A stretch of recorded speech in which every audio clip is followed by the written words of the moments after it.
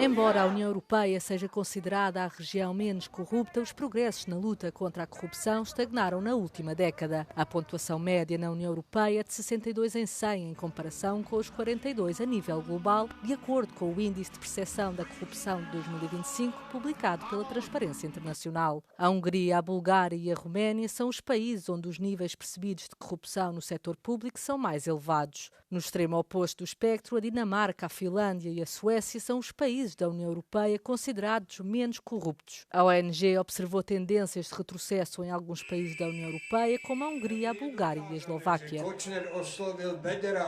In the last year in Slovakia, there's been, campaigns within the government against the Independent Whistleblowing Agency, impacts on the ability to investigate and prosecute against corruption being rolled back within the country. A pontuação de democracias tradicionalmente bem-sucedidas como França, Suécia e Países Baixos diminuiu devido à dificuldade em aplicar sanções e aos escândalos de integridade. Another trend is that these countries are just simply had the eye off the ball when it comes to modernizing their anti-corruption framework. I think the Netherlands and Sweden could particularly be put in that category where they just have not had strong standards when it's come to lobbying transparency or political finance transparency in regards to us knowing who is funding political parties within the country. Portugal obteve 56 pontos, o que representa uma descida de 1 ponto face a 2024 e uma descida de 3 lugares no ranking global. Nos últimos anos, a corrupção tem sido um dos temas de destaque do discurso político e mediático nacional.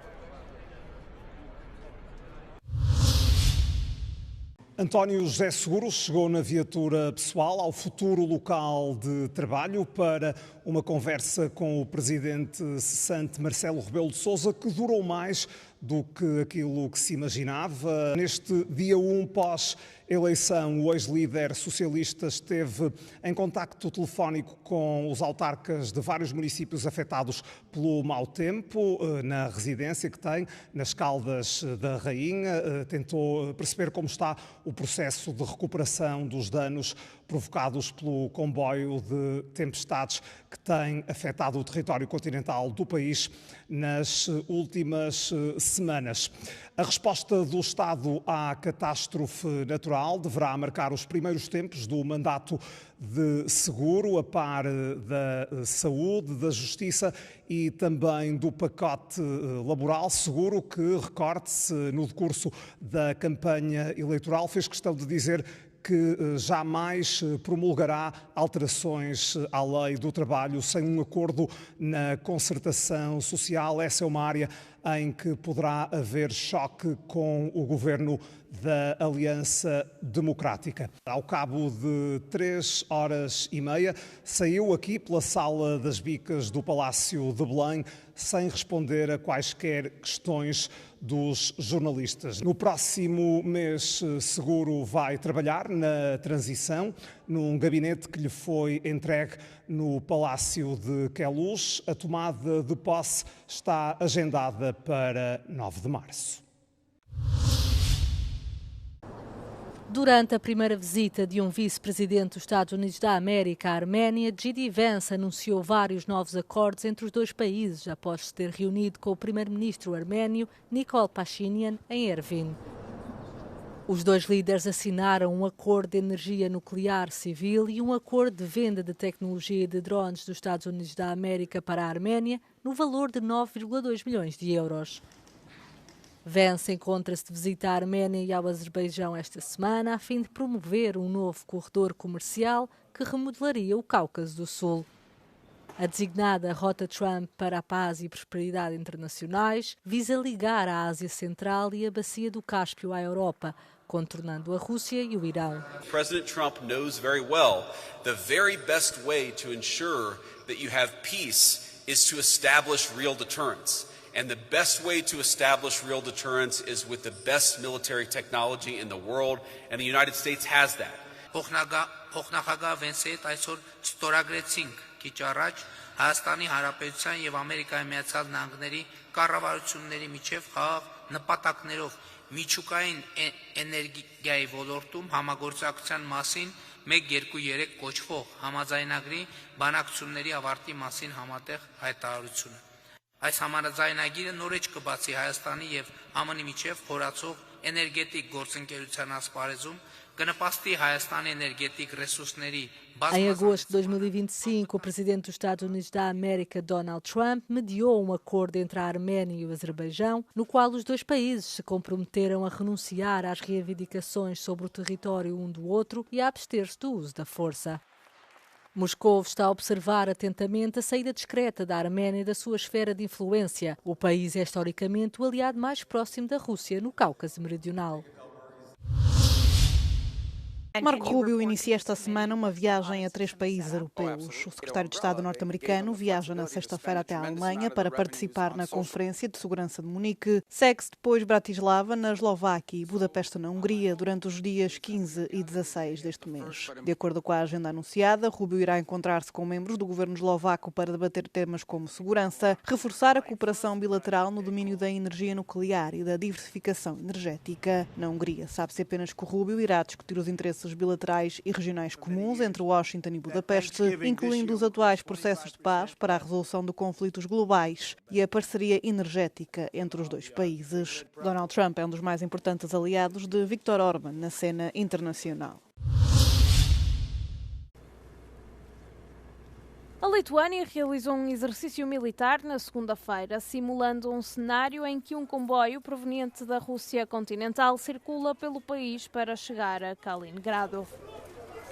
O exercício baseia-se num incidente que ocorreu no verão passado. Em junho, um cidadão russo desembarcou de um comboio em trânsito, levantando preocupações sobre potenciais riscos de segurança relacionados com o corredor. O incidente levou a Lituânia a reforçar os controles de trânsito. Atlikom pratybas, kurio tikslas buvo patikrinti naujo aprašo veikimą.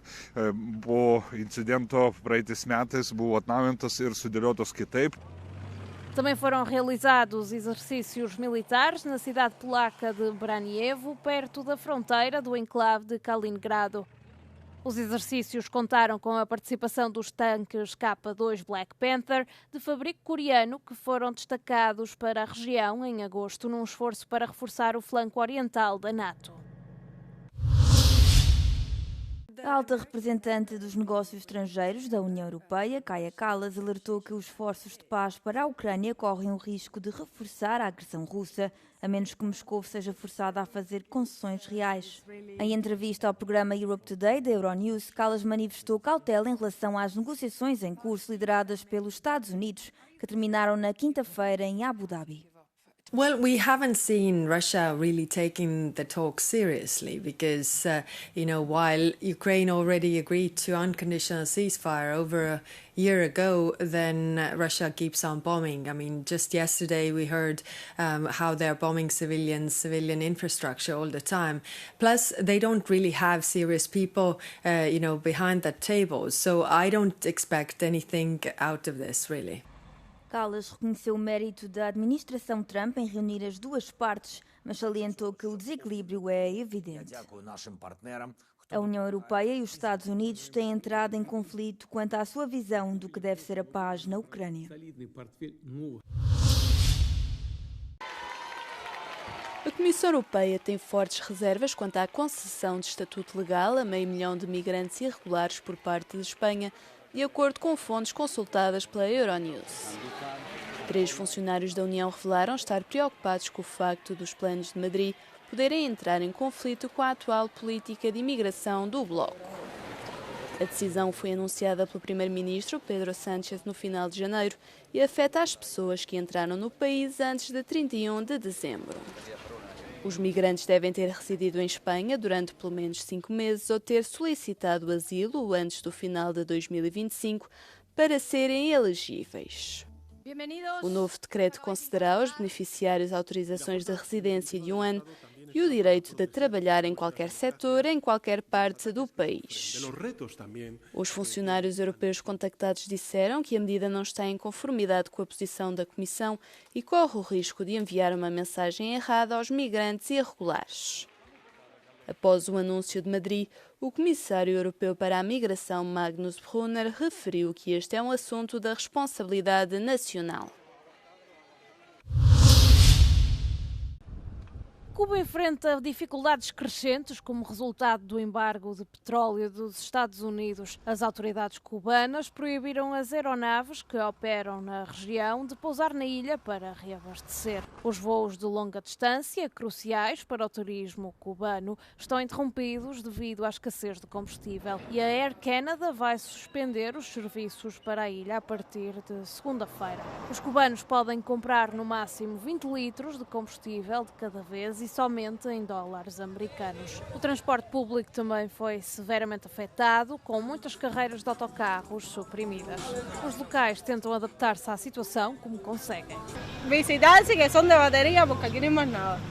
Es con lo que resolvemos aquí. Y así, poquito a poco, echando para adelante para no ir de otra. A presidente mexicana, Claudia Sheinbaum, prometeu na segunda-feira que o país enviará ajuda a Cuba e usará todos os meios diplomáticos disponíveis para reiniciar os embarques de petróleo para a nação insular. Puede uno estar de acuerdo o no con el régimen de gobierno de Cuba, pero no debe afectarse a los pueblos nunca. Como resultado da escassez de combustível, os bancos em Cuba estão a operar com horários mais curtos, vários eventos culturais foram cancelados e até mesmo a temporada de beisebol foi encurtada.